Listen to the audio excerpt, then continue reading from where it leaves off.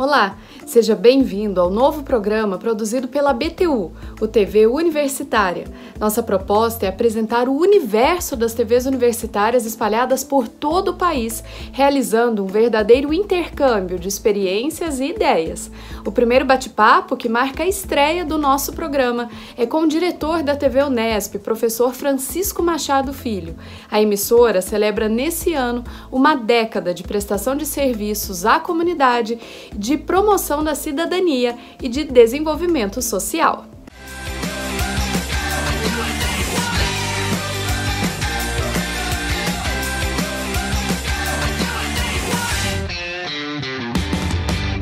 Professor Francisco Machado, diretor da TV Unesp, obrigada, por aceitar o nosso convite e estar conosco na estreia do programa TV Universitária pela BTU. Eu que agradeço, é um prazer estar aqui com a BTU, que é de coração, a gente sempre está presente junto com a BTU. Muito obrigado pelo convite. Imagina, nós é que agradecemos. E em 2021, a TV Unesp completa 10 anos. Professor, como teve início essa história? Bom, a TV Unesp, ela nasceu dentro do contexto do plano de governo, na época do governo Lula, de expansão da TV digital no Brasil, isso em 2005, 2006. Então, a televisão, naquele momento, o governo ele fez um processo de facilitação de acesso das universidades à concessão de televisão aberta, sem necessidade de licitação. Então, foi nesse momento aí que a Unesp ela aproveitou esse momento e se cadastrou, credenciou junto ao Ministério das Comunicações para poder receber a concessão. Recebendo a concessão foi o primeiro passo. Aí depois teve um outro longo processo na aquisição da câmara de equipamentos e ela só foi entrar no ar mesmo em 2011, E por isso a gente está fazendo 10 anos esse ano. Então, ela surgiu nesse contexto de favorecimento de uma política pública, para as TVs universitárias, que a gente acabou conseguindo a concessão de geração, de geradora de televisão em sinal aberto. E aí a gente conseguiu, com a ajuda da universidade, somente da universidade, a montar a estrutura necessária para uma televisão aberta. Acredito que esse seja um grande diferencial da TV Unesp, porque a gente vê muitas TVs universitárias apenas no cabo, Sim, realmente muda completamente, Porque, na verdade, a concessão, ela é um pouco diferente daquela autorização que nós temos para o cabo, No cabo, nós não temos nenhuma restrição legal, nenhuma norma federal, a não ser a própria legislação em relação à operadora, no uso do canal. Quando você está no ar, que você usa o espectro, que é um bem público, muda completamente. Então, nós recebemos, na verdade, uma concessão de uma televisão exclusivamente educativa. E cumprimos todas as obrigações de qualquer emissora de televisão. Isso encarece muito, Isso encarece muito no ponto de vista de infraestrutura, mas também nos dá uma responsabilidade muito grande, porque a televisão não é só uma televisão universitária como uma questão institucional. Ela passa a ter uma responsabilidade pública junto à comunidade onde a gente está inserida, que é aqui na cidade de Bauru. Então, isso muda completamente o modo de atuação, a nossa grade de programação, tudo tem que ser pensado nesse sistema de sinal aberto de televisão. E 24 horas no ar. 24 horas, mas hoje a gente está afiliado à TV Cultura, de São Paulo, então isso facilita bastante. Nós tínhamos uma média de 3 horas e meia de produção semanal no modelo quando estávamos no presencial, e hoje, no virtual, a gente teve que diminuir bastante, mas ainda continuamos a produção de programas, nossos estágios. A nossa vida não parou, por conta da pandemia, mas realmente trouxe bastante restrição e muita mudanças muito grandes no formato de programas como esse que nós estamos fazendo hoje, as lives, programas que foram realmente totalmente readaptados para esse novo contexto, mas que foi, na verdade, um aprendizado. Eu acho que muito do que a gente está vivendo hoje vai continuar mesmo quando a gente volte à normalidade, volte ao formato presencial. Vai mudar muita coisa no nosso modo de fazer TV, a partir de agora. Sim, completamente. Eu acho que, para nós, nesse momento, é difícil a gente falar que houve um lado positivo na pandemia, porque 250 mortes, 1.000 mortes, é difícil a gente falar isso. Mas a pandemia não forçou as televisões, e principalmente as TVs comerciais, a fugirem um pouco daquele padrão de televisão formatado nos anos 80 e 90. Já que não tinham como fazer, a gente teve que fazer dessa forma, então liberou alguns formatos e alguns padrões que antes era proibido. Se você falasse em janeiro de 2020, queria fazer uma entrevista virtual, online, pelo Skype ou qualquer outra plataforma, a direção da emissora barraria, principalmente serviços comerciais. A TV universitária ela já tem uma liberdade maior. Mas a partir do momento que as TVs comerciais assumem esse formato, fica mais fácil para todas as outras assumirem também. Então, isso trouxe para nós uma liberdade de utilização de gêneros e formatos diferentes, que é por isso que eu falo que é dificilmente a gente vai voltar atrás, porque trouxe alguns pontos positivos, principalmente em redução de custos, realmente, né? Então, dificilmente a gente volta a um estado dos anos de 2019. E, professor, como é a infraestrutura de vocês hoje? Bom, como ela já nasceu totalmente no sistema digital, nós tivemos que manter, né, até 2018 o desligamento dos dois formatos, analógico e digital. Hoje estamos só no digital e todo equipamento nosso é digital, mas já é um equipamento, característica de TV universitária, já é um equipamento defasado, porque já é um equipamento com mais de 10 anos de uso. Mas então nós temos tudo em Full HD, né, um estúdio grande, com 4 câmeras, e um sistema, uma sala de transmissão, que é o coração da TV aberta, que tem todo o sistema de recepção, padronização do sinal, qualificação, né, que é diferente da TV a cabo, onde a gente não tem essa preocupação com a padronização do sinal que vai para o ar, né? Nós temos normas a seguir, né? Então, é uma estrutura muito boa. Na verdade, assim, pelas pouco de TV da TV universitária que a gente conhece no Brasil, a TV Unesp ela tem uma infraestrutura muito boa e que dá para fazer um trabalho muito bom no sistema aberto, né? Que não é fácil. E a gente sabe da relevância dos cursos de comunicação da Unesp, por isso eu gostaria de saber, vocês trabalham junto aos cursos de comunicação? Como funciona? Como é a equipe da TV Unesp? Como ela é composta? Não, bom, aí tem 2 momentos. A TV Unesp ela nasceu no início, lá em 2006, né, 2007, com a proposta de ser uma televisão realmente educativa nos moldes da TV Cultura de São Paulo, mas no interior de São Paulo. Então, houve uma contratação de funcionários no processo seletivo. Ela chegou a ter 80 funcionários, né? Mas com a crise isso foi reduzindo e hoje nós somos 28. Mas então, funcionários e atuando na televisão diariamente são todos profissionais contratados por esse processo seletivo. O curso de jornalismo, e não só com jornalismo, mas também curso de relações públicas, design, rádio e TV, psicologia, eles atuam dentro da televisão na forma de estágio ou com alunos em outros projetos, inclusive da pós-graduação também. Então, nós temos buscado uma aproximação muito grande com os cursos na realização de programas, mas atuando diariamente como profissionais mesmo, são profissionais contratados. Entendi. E, professora, a gente estava falando um pouco sobre essas mudanças, né, da pandemia, e como foi dar continuidade aos trabalhos da TV durante esse período que a gente tem vivenciado? Olha, no início foi muito complexo, né, porque a gente foi pego muito de surpresa, né, aqui em São Paulo, em março, se decretou já a quarentena naquele primeiro momento, né, a Unesp aderiu, então a Unesp ela encerrou todas as atividades dela de um dia para o outro. Uma TV universitária que vive de informação da universidade, isso a gente ficou, né? E agora? Vamos fazer o quê? Né? Vamos falar de quê? Né? Então é lógico que a gente começou a falar desses aspectos da pandemia, mas por nós sermos uma emissora aberta, nós ficamos num impasse muito grande, porque as televisões foram classificadas, né, como serviço essencial. Então a gente, na verdade, não teria que fechar, nem fechar em hipótese nenhuma, né? Mas não teria que deixar de ter as atividades presenciais, porque foi caracterizada como serviço essencial. Mas para uma TV universitária, que a universidade inteira está fechada, né? São 32 campos da Unesp espalhados pelo interior de São Paulo, realmente ficou muito difícil. Então a gente teve que se reorganizar no primeiro momento, suspendemos alguns programas realmente, a gravação presencial que já estava programada, inclusive com plateia, no programa que a gente fazia, tivemos que suspender, né? Cenário foi comprado, a gente teve que suspender tudo, e começamos a partir daí para a inovação e para a criatividade, né?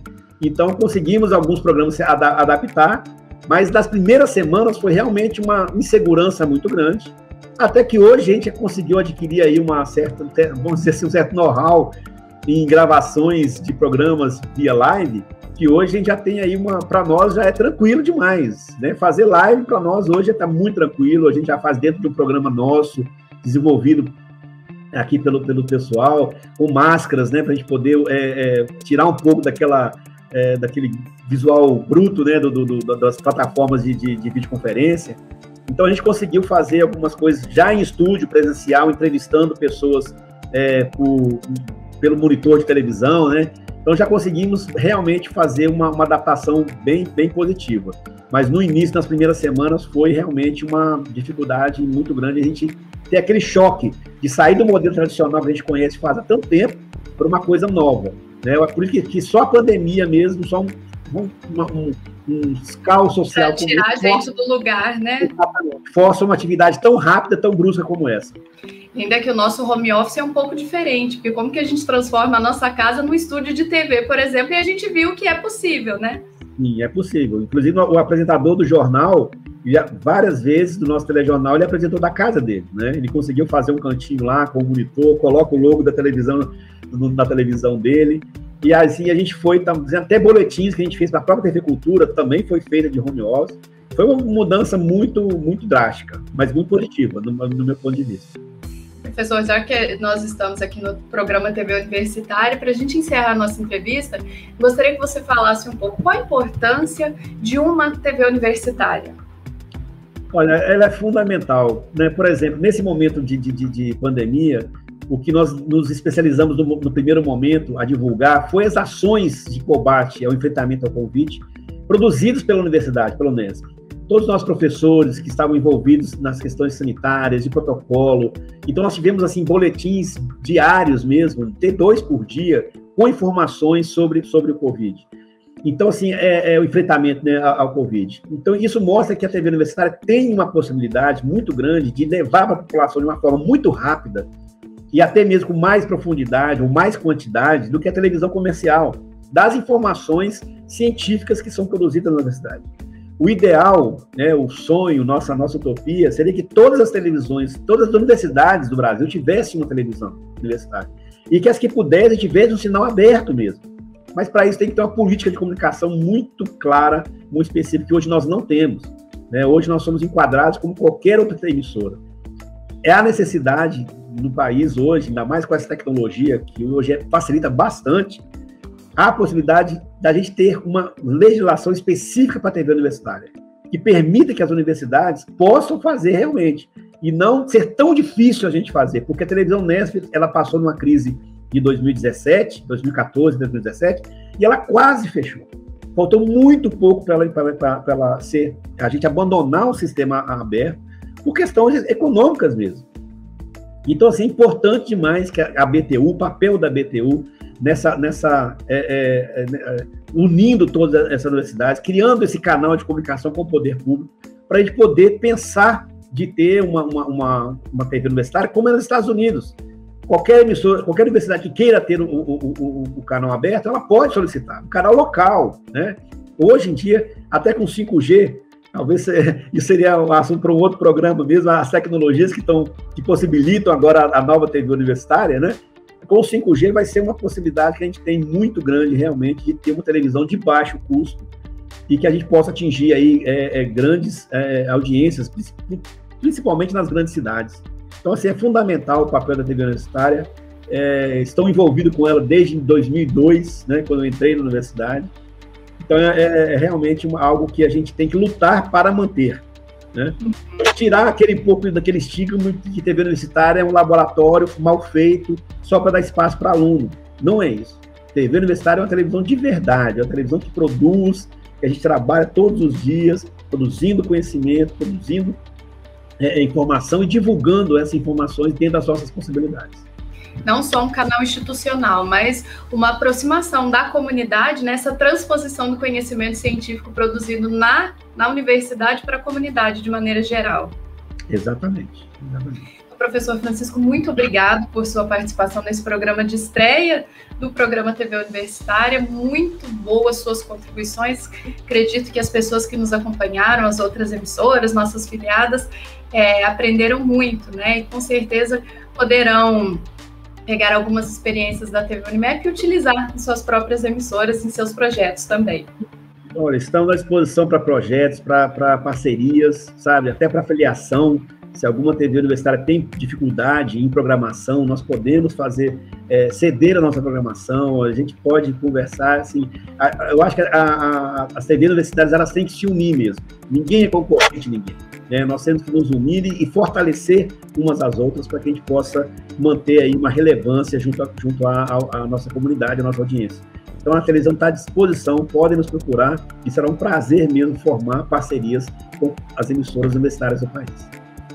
É isso aí, obrigada.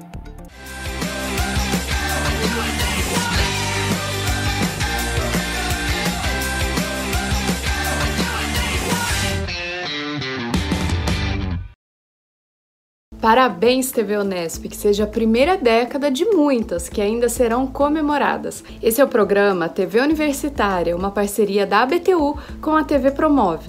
A pandemia mudou a rotina de todos os veículos de comunicação e com as TVs universitárias não foi diferente. Vamos saber como elas se adaptaram nesse período?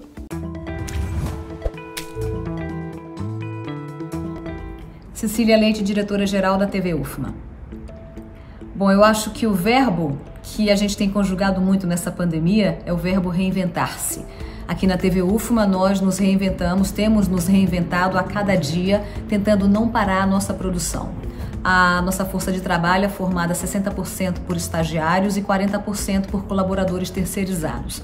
Então, desde a primeira onda da pandemia, os alunos, os estagiários, eles foram afastados para home office e os demais ficaram em sistema híbrido.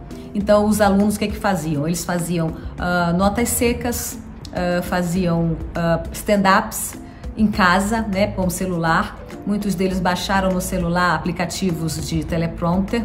E também a gente abasteceu tanto o Boletim TV UFMA, que é o nosso jornal de manhã, quanto o informativo, com essas notas que os estudantes faziam, notas secas, e também os stand-ups que eles faziam de casa. Muitas das vezes os mais experientes faziam VTs, naquele esquema de fazer o VT com a passagem em casa, e a gente pega as imagens na rua que os cinegrafistas faziam escalonados, trabalhavam um dia sim, um dia não, para ficar o mínimo de pessoas possível na emissora. Então, os editores também, os editores que têm máquina em casa, eles ficavam em casa ou voltaram agora nessa segunda onda, todo o processo voltou, a gente teve que afastar, porque a gente afastou todo mundo, depois teve um período de calmaria, a gente voltou com todo mundo, depois agora está todo mundo de novo afastado. Os estudantes também, os estagiários estão em home office e os terceirizados estão em sistema híbrido. E a gente continua trabalhando essa questão, né, das matérias feitas de casa, as passagens de casa, as sonoras gravadas pelas pessoas que mandam de casa pra gente os vídeos, ou então a gente grava na emissora com a mesa, né, com a switcher, e aí você conversa com a pessoa diretamente, e o cinegrafista grava a repórter, e é isso que a gente tem feito para manter a nossa produção. Não é fácil, porque os alunos, ninguém tinha experiência desse novo formato de televisão, né, ninguém tinha experiência disso, e os alunos tem que se virar com o que tem, o tipo de celular que tem, às vezes não baixam o teleprompter, então eles memorizam. Tem um dos alunos nossos, ele mora no interior, né? Depois da pandemia ele voltou para casa dos pais no interior e ele fez o jornal todo de casa. Ele mesmo baixou o programinha de teleprompter e ele é apresentador e ele gravava num fundo branco e mandava pra gente, e um editor fazia o design da cartela do lado. Então isso aí a gente manteve durante um bom tempo. E o informativo, a apresentadora, que já é profissional, porque esse era o aluno, e o informativo com a apresentadora profissional, ela gravava de casa também, com programinha de teleprompter e comprou enfim, tripé, tudo para poder fazer de casa. E agora a gente está no sistema híbrido também, né? Nós estamos fazendo a nova programação da TV, que está um pouco atrasada, porque tem muita gente também em São Luís. A situação do Covid não está nada fácil, então a gente teve que afastar. muita gente do trabalho, e a gente está com um ritmo mais lento, mas nós continuamos a nossa produção. Eu acredito que não é um momento fácil para ninguém. A televisão universitária que já enfrenta, como todos sabemos, uma série de problemas infraestruturais, né, de falta de pessoal, trabalhar com estudantes estagiários que, quando aprendem o que a gente ensina, está na hora deles irem embora, se formam e né, vão para o mercado de trabalho. Então, além dos desafios normais de uma TV universitária, a gente enfrentou, ou está enfrentando, essa grave pandemia que fez com que nós tivéssemos que nos reinventar a cada dia, sabe? Resolvendo um problema por vez, mas sempre mantendo a nossa programação. A gente fez algumas parcerias com outras televisões para que a gente pudesse também, nos programas que nós não pudemos manter no ritmo normal de produção, a gente fez umas parcerias para poder manter a nossa grade local. E a gente está assim, continua trabalhando no sistema híbrido. Eu acredito que é um aprendizado, está sendo um aprendizado diário, mas eu acho que o mais importante é o que a gente tem feito é experimentar novos formatos. Então eu acho que a pandemia foi muito interessante nesse sentido. Todos nós podemos agora fazer uma televisão que ela pode até não ser, pecar em termos técnicos, estéticos. Você manda imagem de celular diferente, né? A coloração diferente e tal, mas eu acho que a gente ganha no sentido de experimentar novos formatos. Eu acho que a televisão, o modo de fazer TV não vai mais ser igual, né? Já passou por uma fase diferente. Eu acho que nós estamos descortinando um novo horizonte no sentido de produzir novos formatos. Então, se perdemos em técnica, ganhamos em criatividade e na experimentação de novos formatos, que em última instância é o que nós queremos enquanto televisão universitária.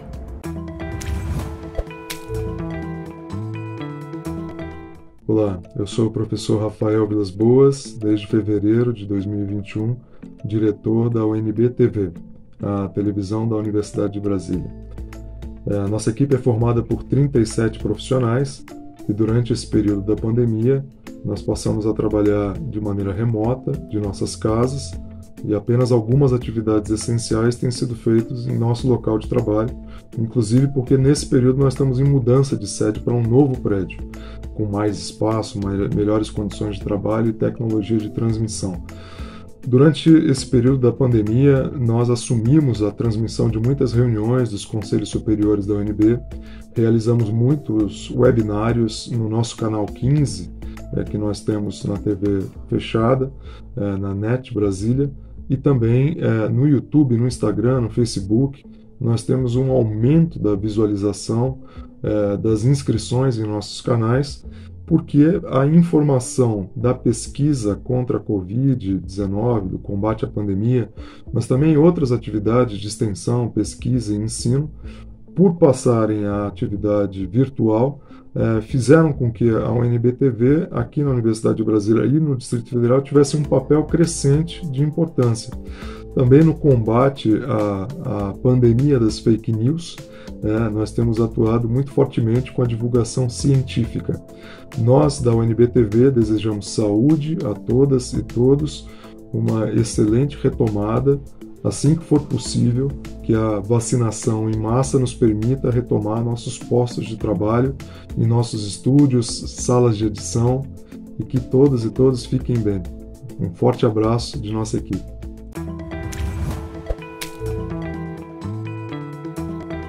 O presidente da BTU, Fabiano Pereira, conversou com Otávio Pena Pierante, pesquisador e professor do programa de pós-graduação em Mídia e Tecnologia da Unesp de Bauru. Em pauta, o novo marco legal das comunicações e as TVs universitárias.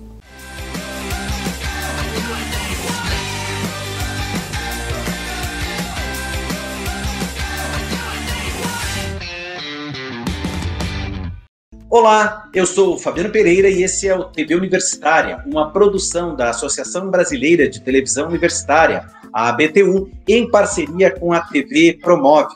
Hoje nós vamos conversar sobre a questão do marco das comunicações, a questão da legislação em torno das TVs públicas e, de forma muito especial, das TVs universitárias. E para falar comigo sobre isso, eu tenho o prazer de receber o professor e pesquisador Otávio Pena Pieranti, que é pesquisador e professor do Programa de Pós-Graduação em Mídia e Tecnologia da Unesp em Bauru. O Otávio é autor, entre outros, do livro Memória das Comunicações do Brasil, sua publicação mais recente. Otávio, obrigado por aceitar o nosso convite para participar do TV Universitário.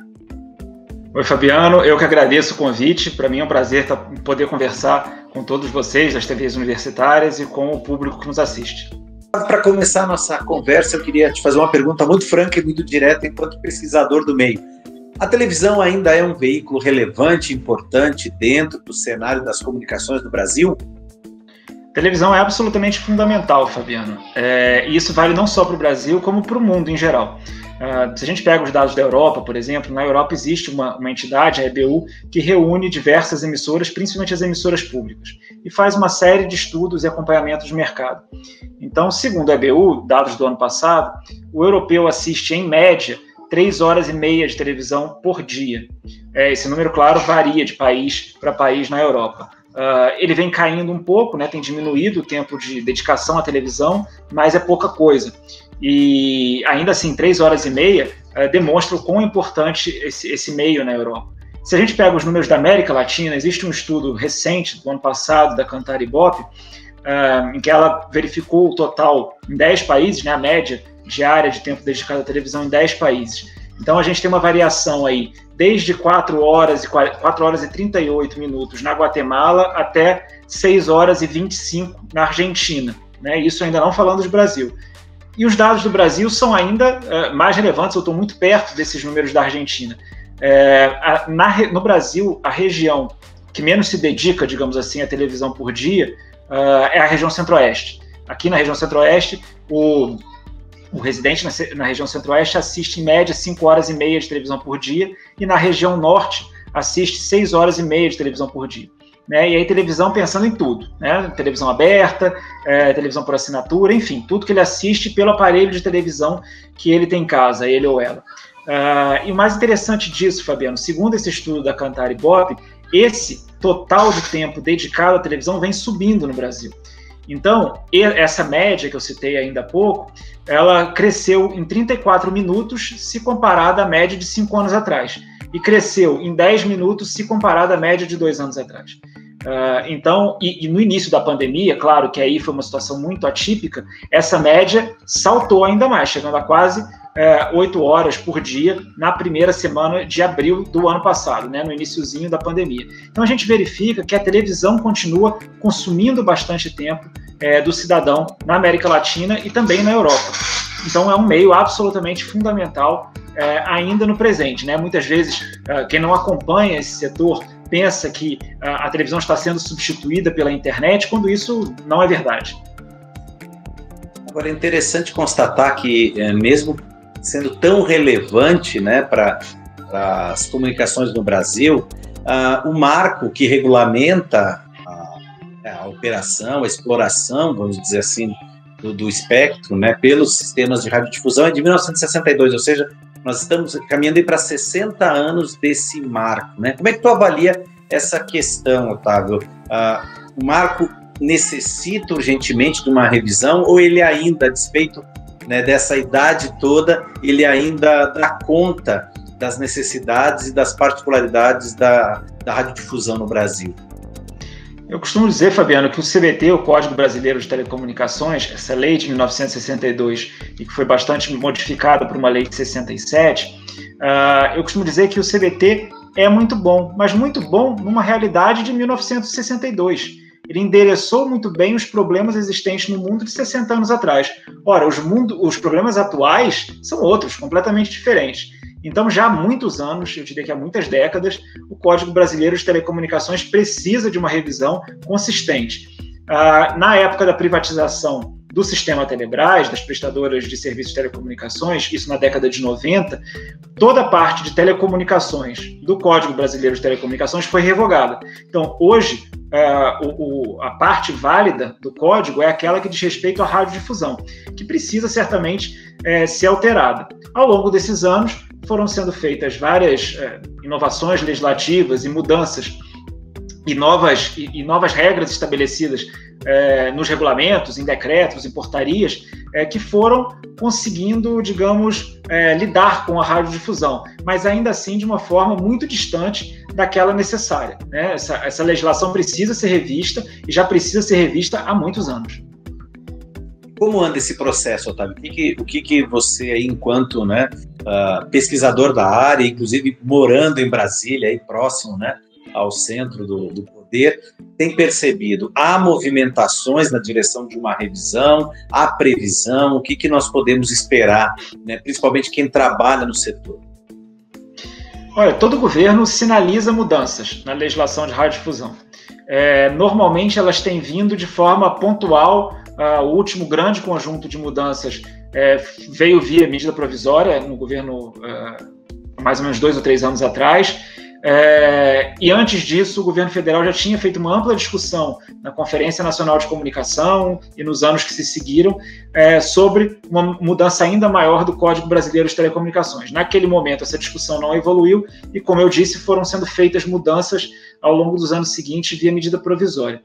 Este governo atual chegou a falar em mudanças no Código Brasileiro de Telecomunicações para este período, para estes próximos anos. Né? Há declarações do governo no fim do primeiro ano ainda, mas principalmente já no segundo ano passado, sobre a necessidade de mudanças nesse setor.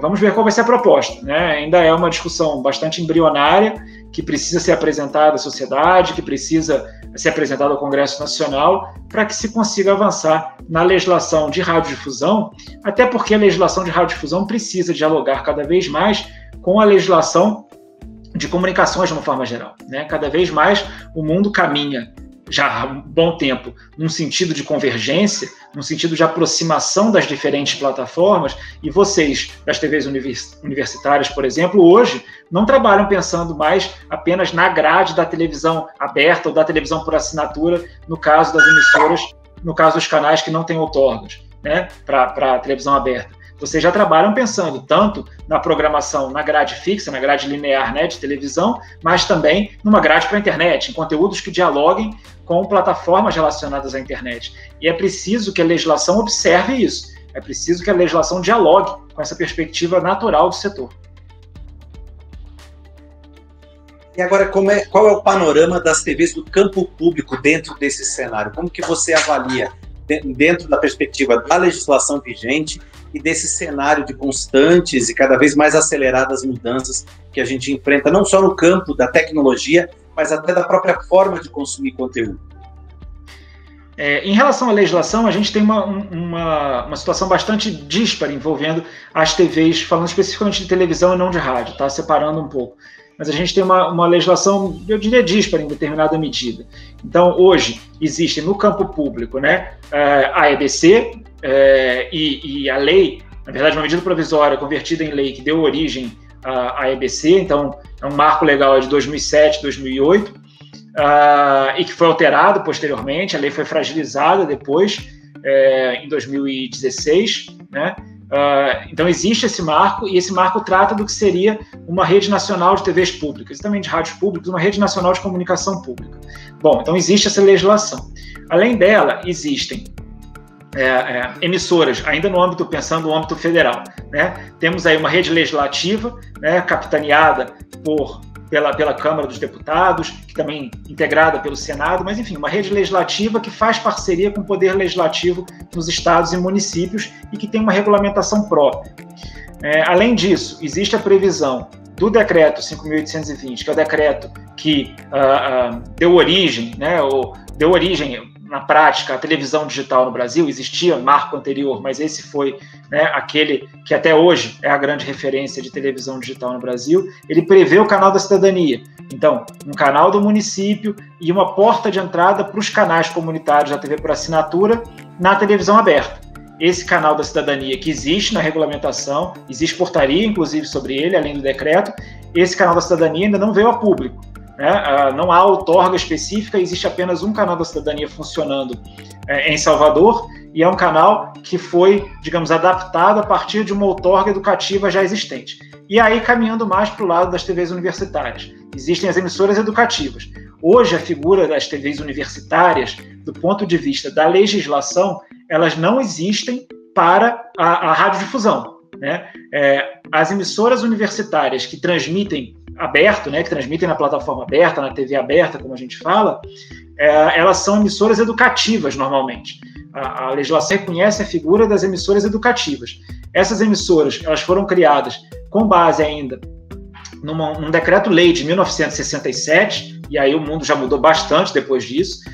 É um decreto-lei que endereçava o problema da época, né, trazia a questão da época, mas que não reflete de forma alguma as necessidades que existem hoje, né? Uma dessas necessidades, claramente, é tentar entender esse segmento de televisões universitárias como algo, digamos, um subgrupo, digamos assim, dentro da radiodifusão educativa. É preciso pensar políticas públicas e é preciso pensar um amparo legal para essas políticas públicas, para TVs universitárias em específico, que têm problemas específicos, que necessitam de soluções específicas que nem sempre são as de emissoras educativas, por exemplo, vinculadas a governos estaduais ou vinculadas a governos municipais. Então é preciso pensar para esse subgrupo especificamente, das TVs universitárias e também das rádios universitárias, uma legislação específica, um reconhecimento legal específico que permita políticas públicas específicas.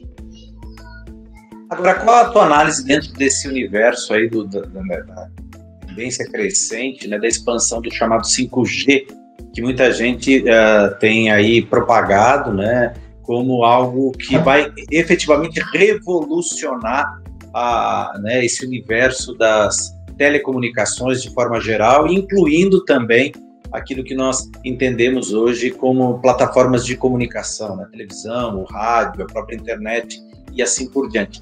Dentro dessa nova realidade, ainda há espaço para a expansão, o surgimento de novas emissoras, para talvez uma exploração mais organizada e mais ampla do espectro destinado, por exemplo, às públicas, né, às televisões públicas, sejam elas universitárias, legislativas e assim por diante. Qual é a tua leitura sobre a chegada do 5G, de que forma isso vai impactar a forma com a qual nós fazemos e distribuímos televisão?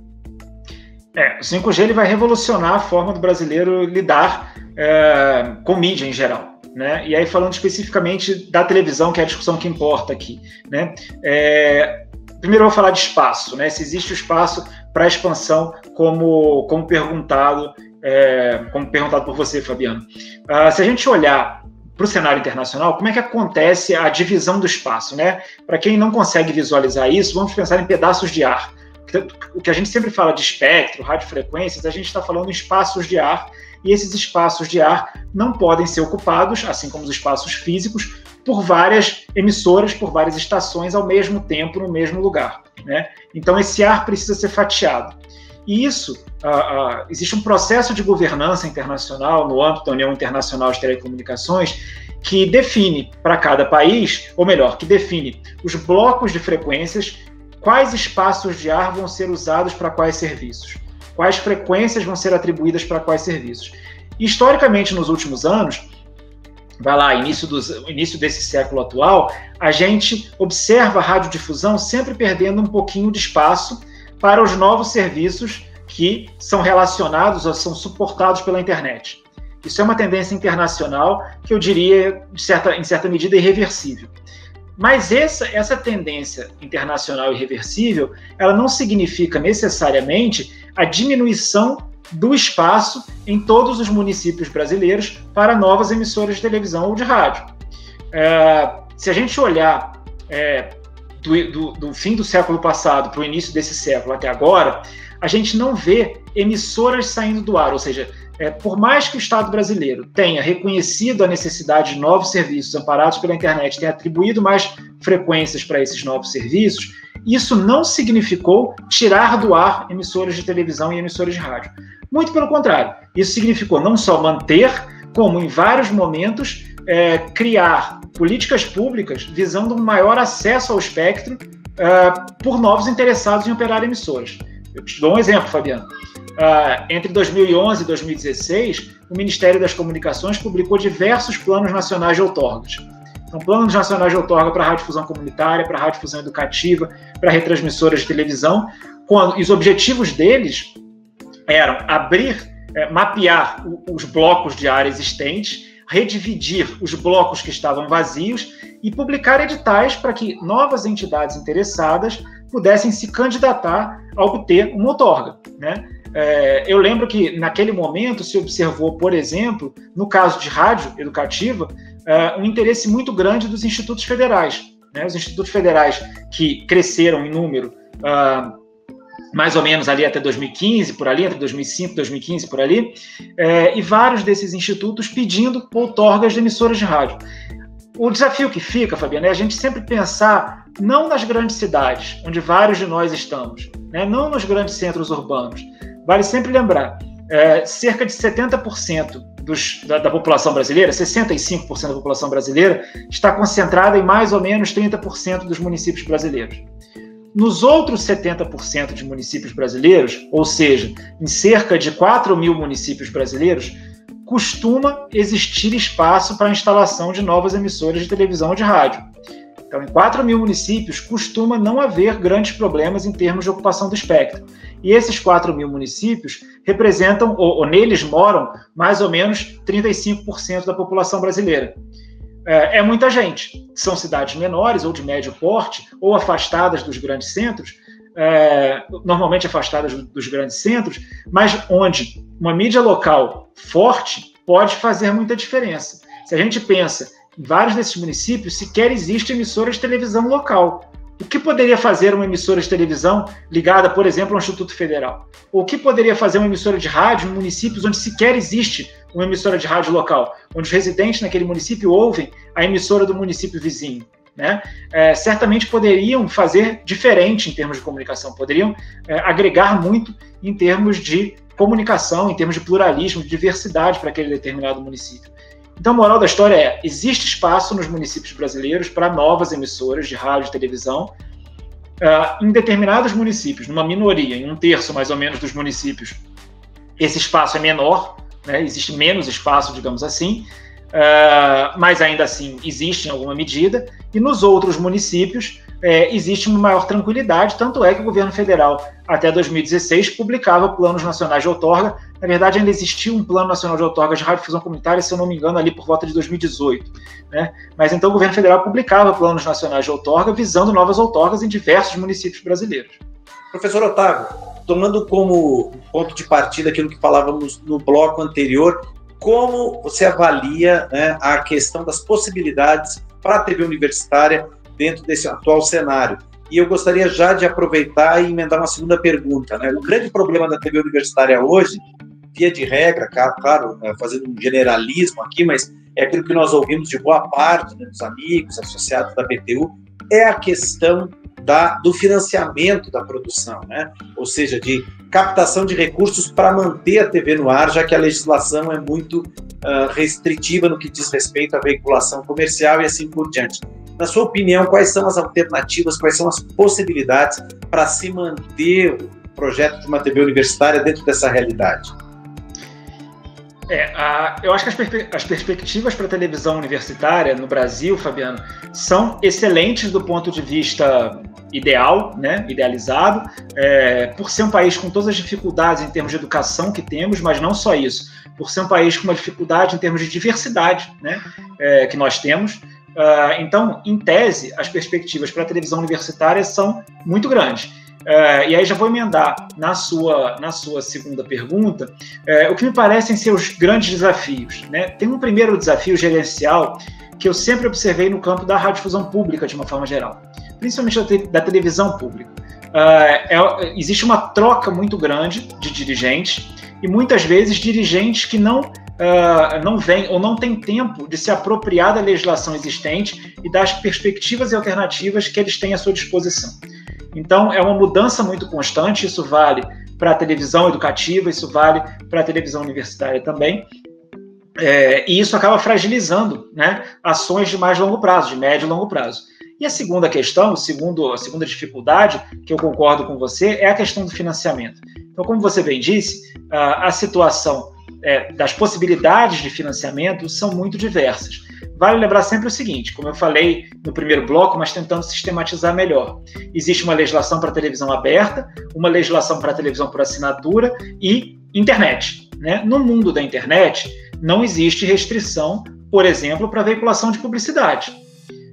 Na internet, qualquer universidade, na verdade, qualquer um que queira ter um canal, ele pode veicular publicidade naquele canal, sequer é necessário uma outorga na internet, né?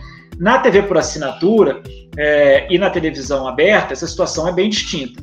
Vamos olhar para a situação lá fora, né? Tentar pensar num novo modelo, já que o governo sinalizou com a perspectiva de discutir a legislação, acho que é preciso pensar em como se daria ou quais são as bases possíveis. Vamos olhar um pouco lá fora para a legislação da radiodifusão pública, né?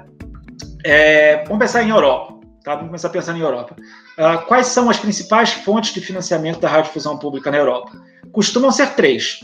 Orçamento direto, isso vale para o Brasil também, então a emissora pública pode ter orçamento direto que eu digo, orçamento disponibilizado pela sua entidade mantenedora, né? Por exemplo, por um governo estadual, pelo governo federal, pela própria universidade, isso é possível, né? Então essa é uma fonte possível e comum da radiodifusão pública europeia.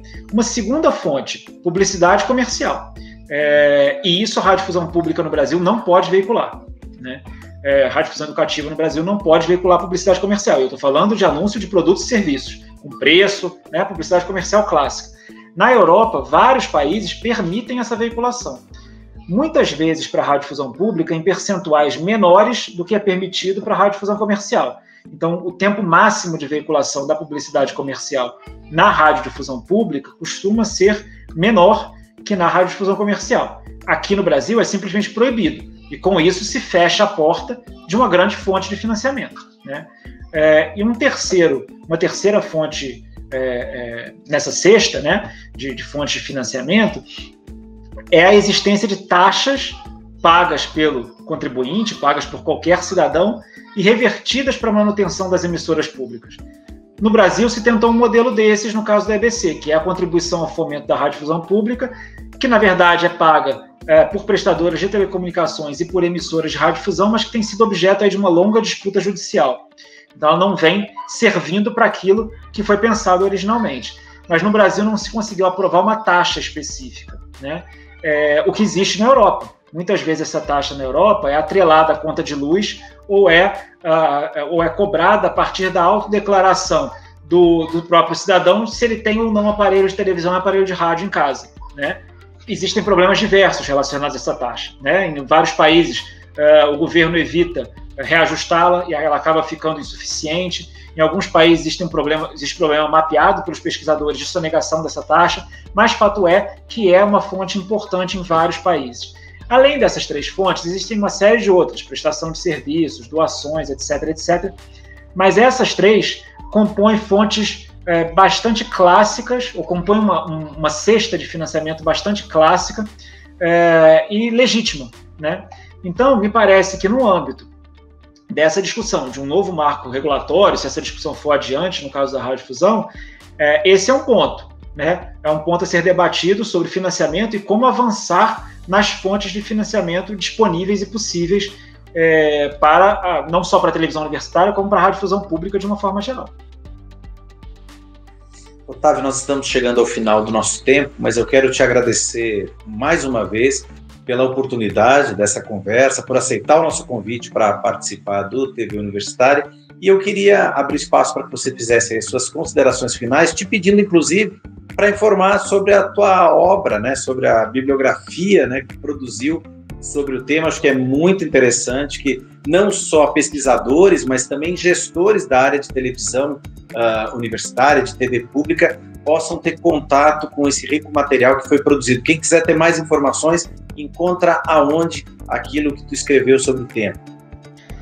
Obrigado, Fabiano, pelo convite mais uma vez. Eu quero inicialmente uma mensagem que eu sempre tento passar quando eu dialogo com o campo da radiodifusão pública, incluindo a radiodifusão universitária, a televisão universitária. Vocês das TVs universitárias e vocês que assistem TVs universitárias são fundamentais para a construção de uma democracia mais forte, uma democracia mais sólida no Brasil.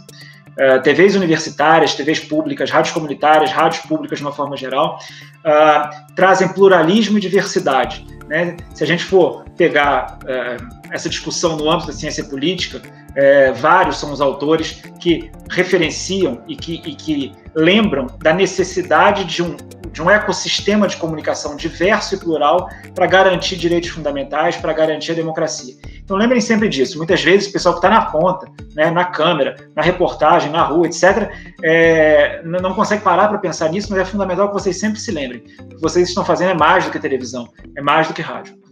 E mais do que assistir televisão e do que assistir rádio. O que vocês estão fazendo é trabalhar para a construção de uma democracia sempre mais sólida e que garanta direitos fundamentais. Essa me parece ser a missão da radiodifusão pública, né? A nossa Constituição, meu ver sabiamente, fala em sistemas complementares de radiodifusão, né? E aí cita lá privado, estatal e público. Um não é mais importante do que o outro. E são os três que garantem a diversidade e o pluralismo na nossa comunicação. Então, continuem com esse belo trabalho que vocês estão fazendo. Quem tiver interesse em ler os meus trabalhos, meus artigos, meus livros, eu venho pesquisando já há algum tempo, né? Há mais de 15 anos, o tempo passa, há mais de 15 anos esse campo da comunicação, e as minhas últimas obras têm sido publicadas sempre em formato aberto na internet, ou melhor, formato disponível para download gratuito por todo e qualquer interessado. Então, hoje em dia é fácil achar essas obras, né, esses livros, e eu vou pedir também, Fabiano, que se for possível, colocar o link. Eu sistematizei todos os livros, todas as publicações em uma página para facilitar o acesso de quem quiser, né, mas também aqui. Ótimo. Obrigado. E está disponível, enfim, quem tiver interesse é só entrar lá e fazer o download. Meu penúltimo livro, na verdade, o último é uma tradução para o inglês, foi publicado na Bulgária, de um livro sobre radiodifusão pública, né, de 2018, a radiodifusão pública resiste, a busca por independência no Brasil e no leste europeu. Então é um livro que trata da migração do sistema estatal de radiodifusão lá e cá para um sistema público, né? E a busca de independência das emissoras públicas em relação ao Estado, em relação ao governo, em relação ao mercado também, né? Então, essa foi uma pesquisa que fiz já há um pouquinho mais de tempo, por volta de 2017, 2018. E o livro que publiquei em 2019 é um livro que trata especificamente de entrevistas que eu fui fazendo ao longo desses 15 anos, chama-se Memória das Comunicações no Brasil, em que entrevistei uma série de profissionais que trabalharam na formulação das políticas públicas de comunicação no Brasil, desde o governo Geisel. Então, a primeira entrevista é com o ex-ministro, né, Euclides Conde de Oliveira, em que ele contou toda essa discussão no âmbito do governo Geisel, e desde então fui pesquisando, preenchendo os mais diferentes espaços aí no tempo, né, dessa trajetória das políticas de comunicação. Então, acredito que temos ali um painel na visão de quem formulou essas políticas. Nem sempre eu concordo com essas visões, mas, enfim, é importante sempre destacá-las para o debate público, né? Então, ali a gente tem personagens que efetivamente atuaram, vários dos quais, infelizmente, já faleceram, ou alguns dos quais faleceram. Então, ali eu acredito que a gente tem um registro importante para contar essa memória. Em breve, aí, nas próximas semanas, por volta de abril, deve ser publicado o meu mais novo livro, tratando especificamente de um episódio envolvendo Radiobras e EBC. Eu convido todas e todos os interessados a baixarem os livros, lerem essas obras e, claro, se quiserem entrar em contato, eu estou à disposição, é fácil me encontrar em termos de e-mail, redes sociais, etc. A gente fica em contato e eu estou à disposição para participar de outros debates sobre comunicação pública, esse tema tão relevante para o nosso país. Mais uma vez, obrigado pelo convite, Fabiano. Obrigado, Otávio. E nós esperamos ter aí novas oportunidades de ouvir o Otávio muito em breve no âmbito dos fóruns e dos encontros da BTU. Otávio, sucesso aí nas suas publicações, nas suas pesquisas, e obrigado pelas contribuições para o nosso setor, né, da teledifusão pública, de forma muito especial da teledifusão universitária. Um abraço. Um abraço, até a próxima. Agradeço também a você que nos acompanhou em mais essa edição do TV Universitária. Lembrando que essa é uma produção da Associação Brasileira de Televisão Universitária, BTU, em parceria com a TV Promove, a quem agradecemos por todo o suporte. Nós nos encontramos na próxima edição. Um abraço e até lá. Tchau!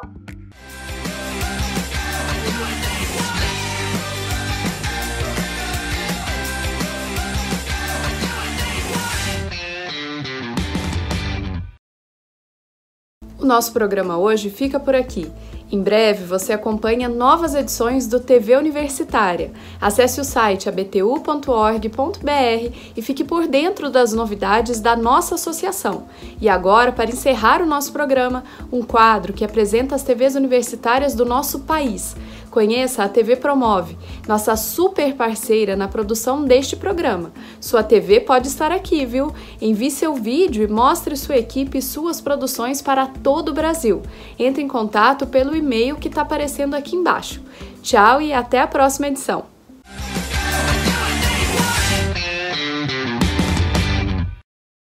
O que faz uma TV universitária? Qual é sua importância? Como se desenvolve o seu projeto? Bom, meu nome é Ana Paula Damasceno, eu sou diretora do Canal Universitário de Belo Horizonte e da TV Promove e começamos então a nossa série TV Universitária. Hoje nós vamos falar um pouco sobre a condução de todos os profissionais e estagiários, alunos que fazem parte desse projeto. Bom, a TV Promove produz conteúdo para o Canal Universitário de Belo Horizonte. Nós trabalhamos com alunos e também com profissionais. Fazem parte desse universo aqui alunos de publicidade e propaganda, alunos também do curso de jornalismo, de design e de cinema. Sim, nós temos aqui uma formação bem híbrida, um elenco bem híbrido, e nós desenvolvemos a técnica e também a teoria durante a prática do fazer jornalístico e televisivo. Aqui nós temos editores, técnicos, produtores com muita experiência de mercado. E por outro lado, temos os alunos que chegam com conhecimento novo. Alguns estão em períodos avançados, outros no início dessa caminhada. Nós temos aqui a parte de edição, onde está o nosso editor principal no período da manhã, da tarde e da noite. São 3 que revezam aí e nós vamos conversar e conhecer um pouquinho do que faz esse editor com o Luca Valadares. E esse cantinho aqui é onde eu faço as minhas edições dos programas que a gente grava lá dentro, no estúdio onde a mágica acontece. Também tem um fundo verde lá, a gente pode colocar qualquer lugar com esse fundo através do programa que é Adobe, que a gente usa para fazer as edições. Olha, para poder começar a fazer essa questão de edição, você tem que ter um pouco de domínio dos programas para edição, no caso. Você tem que ter domínio para saber cortar as imagens, roteirizar aquilo que você gravou, para você conseguir jogar os efeitos. A questão do áudio, você tem que saber utilizar o microfone de lapela para poder não ficar com chiado. E juntando um compilado de coisas para poder você fazer o seu vídeo, produzir o seu vídeo. Nesse momento de pandemia, a TV Promove todos os seus estagiários e a grande maioria dos funcionários está em casa. Vamos começar pela nossa produtora Fernanda Maria.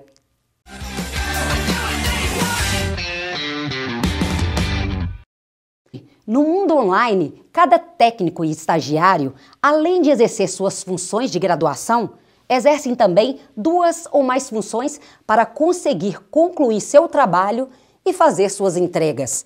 E para isso, é preciso aprender novas técnicas e ferramentas.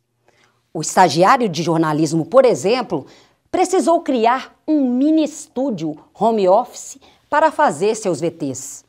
Muitas vezes, ele também é o nosso social media, que planeja e cria criativos e interessantes conteúdos para as nossas redes sociais. Já o estagiário de design e de publicidade e propaganda exerce quase todas as atividades de produção audiovisual. Ele cria, ele produz, ele grava, ele edita e, inclusive, faz produções de textos para roteiros. Vamos ouvir um trechinho do que cada um está fazendo de casa durante essa pandemia. Então, eu sou a Day Gonçalves, sou formanda em publicidade da Faculdade Promove e sou estagiária na TV Promove desde abril de 2019. Nós estamos trabalhando em casa devido à pandemia e hoje, por exemplo, eu estou fazendo uma edição. Eu sou apresentadora do programa Fora do Padrão e do projeto O Nome das Coisas.